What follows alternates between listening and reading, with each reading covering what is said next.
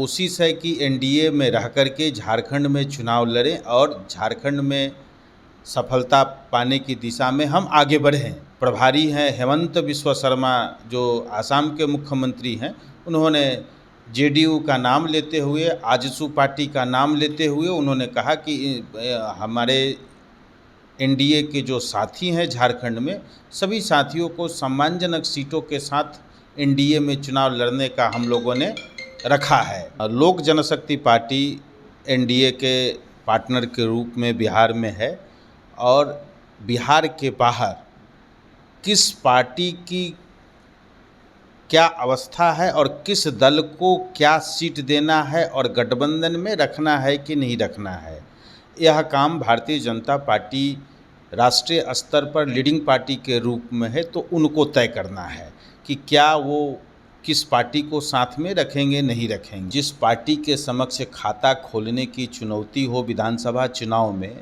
वह पार्टी लोक लुभावन नारों के साथ जनता में जा रही है। जिस गठबंधन में रहें, कम से कम जो सीट उनको मिलता है अपनी पार्टी के कार्यकर्ताओं को उम्मीदवार बनाएं।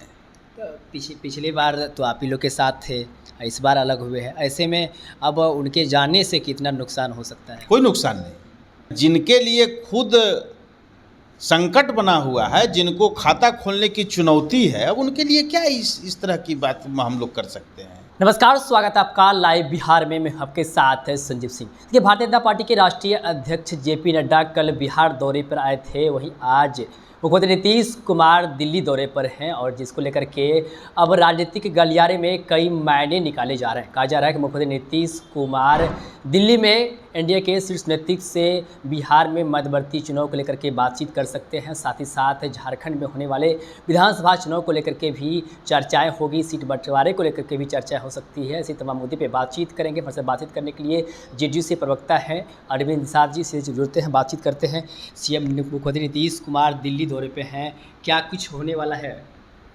देखिए, माननीय मुख्यमंत्री नीतीश कुमार जी का देश भर के राज्यों में दौरा का कार्यक्रम रहता है और अपनी सुविधा के अनुसार उन सभी राज्यों में जाते रहते हैं। आज ही माननीय मुख्यमंत्री नीतीश कुमार जी दिल्ली के दौरा पर गए हैं और मैं समझता हूँ कि वहाँ दिल्ली में चूँकि पार्टी के राष्ट्रीय अध्यक्ष हैं, तो दिल्ली में भी कामकाज पार्टी से संबंधित रहता है, तो उस सिलसिले में माननीय मुख्यमंत्री जी गए होंगे। हालांकि माननीय मुख्यमंत्री नीतीश कुमार जी का क्या रूटीन कार्यक्रम है दिल्ली का, मुझे इसके बारे में कोई जानकारी नहीं है। झारखंड विधानसभा का चुनाव भी होने वाला है, क्या सीट बंटवारे को लेकर के भी चर्चाएं हो सकती है? देखिए, पूर्व में भी झारखंड में जनता दल यूनाइटेड एनडीए का हिस्सा बनकर के चुनाव लड़ी है।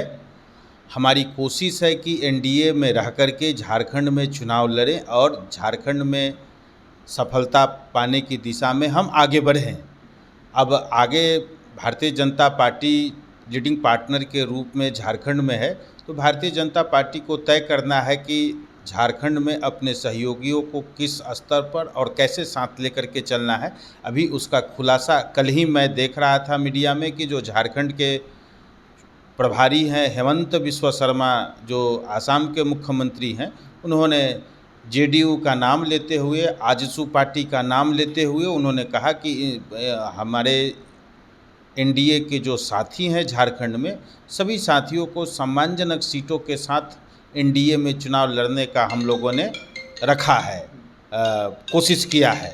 अच्छा, चिराग पासवान भी झारखंड विधानसभा चुनाव को लेकर के कुछ देर पहले एक बयान दिए हैं कि हम लोग कोशिश कर रहे हैं कि एनडीए गठबंधन के साथ चुनाव लड़ें, अगर नहीं तो हम अकेले भी चुनाव लड़ने के लिए स्वतंत्र हैं, विचार विमर्श कर सकते हैं चुनाव लड़ने। आ जाइए ऊपर। देखिए, लोक जनशक्ति पार्टी एनडीए के पार्टनर के रूप में बिहार में है और बिहार के बाहर किस पार्टी की क्या अवस्था है और किस दल को क्या सीट देना है और गठबंधन में रखना है कि नहीं रखना है, यह काम भारतीय जनता पार्टी राष्ट्रीय स्तर पर लीडिंग पार्टी के रूप में है, तो उनको तय करना है कि क्या वो किस पार्टी को साथ में रखेंगे नहीं रखेंगे। इसलिए झारखंड में कैसे चुनाव होगा, किस पार्टी को रखना है, क्या करना है नहीं करना है, वो भारतीय जनता पार्टी के जिस नेता। प्रकार से चिराग पासवान कह रहे हैं कि अकेले चुनाव लड़ने पर भी हम विचार कर सकते हैं, ऐसे में अगर अकेले चुनाव लड़ते हैं तो आप लोगों के लिए कितना चुनौती होगी? एक पार्टी के तौर पर और उस पार्टी के राष्ट्रीय अध्यक्ष की हैसियत से चिराग पासवान जी जो कह रहे हैं वो उनका निजी मसला है।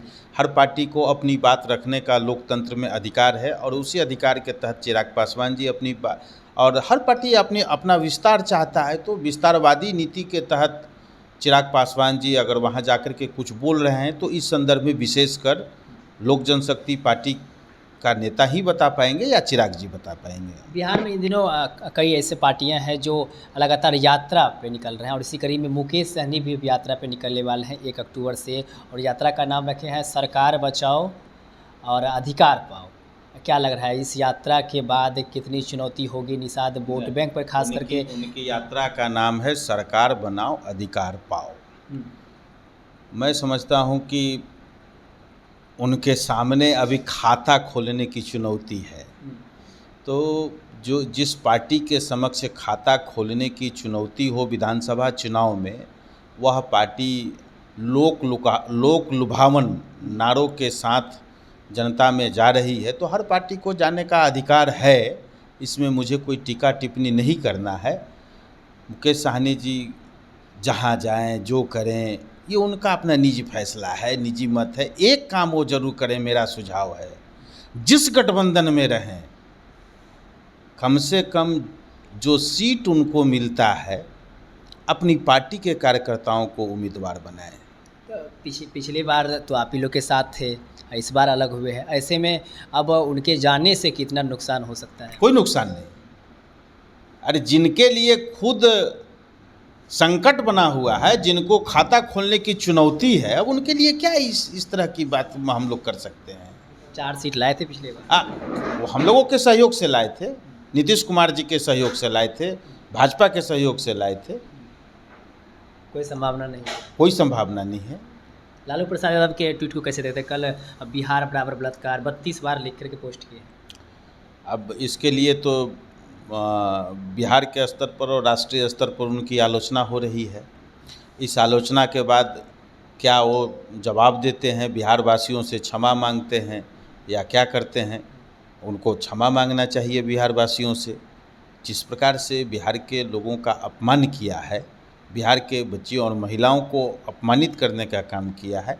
स्वयं लालू जी समझदार व्यक्ति हैं, बुजुर्ग व्यक्ति हैं और वृद्ध हो चुके हैं, सारी बातों को समझते हैं। मैं समझता हूं कि उनको माफ़ी मांगना चाहिए बिहार की जनता से। इस प्रकार का ट्वीट नहीं करना चाहिए। राजनीति की अपनी एक स्तर है, राजनीति में एक स्तर को कायम रखना चाहिए, मानना चाहिए।